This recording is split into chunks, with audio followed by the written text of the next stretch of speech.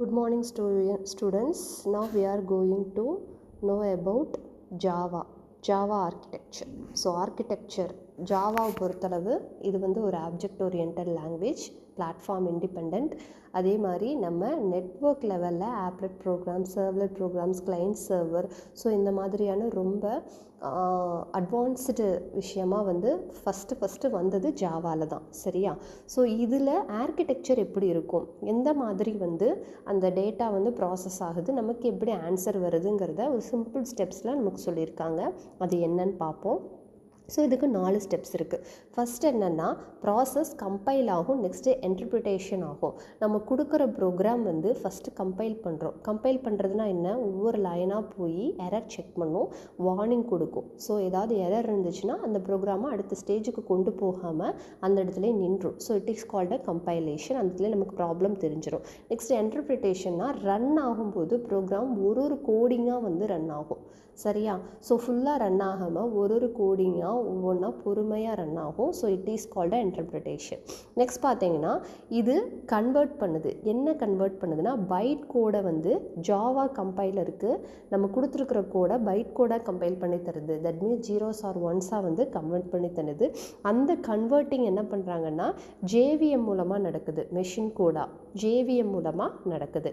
ஜேவிஎம்னா Java virtual machine. So இதுதான் என்ன பண்ணுன்னா, கொடுத்துருக்குற கோடிங்கை நமக்கு எந்த பிளாட்ஃபார்மில் இருந்தாலும் சரி, அதை அப்படியே ஜேவிஎம் யூஸ் பண்ணும்போது அந்த கோடிங்கை ஜாவா கோடிங்காக சேஞ்ச் பண்ணி மெஷின் லெவலுக்கு கொடுக்குற வேலையை இதுதான் பார்க்கும். நெக்ஸ்ட்டு பார்த்தீங்கன்னா, இது execute by direct by machine code machine டைரெக்டாக எக்ஸிக்யூட் பண்ணிக்கும். இதை எந்த மாதிரியான ஒரு டயக்ராமில் கொடுத்துருக்காங்கன்னா, ஃபர்ஸ்ட் எடுத்தோடனே source code. So source code நம்ம கொடுத்துருக்கிற ப்ரோக்ராம். சரியா? ஸோ அந்த ப்ரோக்ராம் சோர்ஸ் கோடில் இருக்குது. அது ஜாவா கம்பைலர் மூலமாக பைட் கோடாக மாறுது. சரியா? நம்ம கொடுத்துருக்குற சோர்ஸ் கோடு வந்து ஜாவா கம்பைலர் மூலமாக பைட் கோடாக மாறுது. That mean bits bytes zeros or ஒன்ஸாக மாறும். சரியா? ஸோ அதிலிருந்து என்ன பண்ணுறாங்கன்னா, ஜாவா வெர்ச்சுவல் மெஷின் மூலமாக ஆப்ரேட்டிங் சிஸ்டம்க்கு ட்ரான்ஸ்ஃபர் ஆகுது. இதே அந்த இடத்துல ஆப்ரேட்டிங் சிஸ்டமில் நம்ம கொடுத்துருக்க அந்த கம்பைலர் ஒர்க்கு எல்லா ஒர்க்கும் முடிச்சுட்டு திருப்பி அது பேக்வேர்ட் ஆகிறது ஜேவிஎம்காகும். அது திருப்பி பைட் கோடை சோர்ஸ் கோடாக மாற்றி நம்மளுக்கு ஆன்சராக காட்டும். சரியா? இதுதான் வந்து ஜாவா ஆர்கிடெக்சர். நெக்ஸ்ட்டு பார்க்குறது இதில் இருக்கிற காம்பனன்ட்ஸ். ஸோ ஜாவா காம்பனன்ட்ஸில் ஃபஸ்ட்டு நம்ம பார்த்துருக்க ஜேவிஎம்மும் இதில் ஒரு பார்ட் தான். JVM and JRE and JDK. So JVM போது Java virtual machine, next Java run time environment, next Java development kit.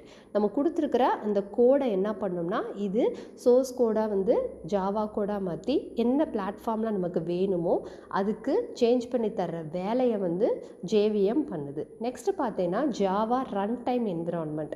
So எந்த மாதிரியான என்விரான்மெண்ட்டில் அது ஒர்க் ஆகுது அப்படிங்கிறத ஐடென்டிஃபை பண்ணி அதுக்கேற்ற மாதிரி கோடிங் ரன் ஆகும். ஸோ என்விரான்மெண்ட்டுங்கிறது பிளாட்ஃபார்ம்.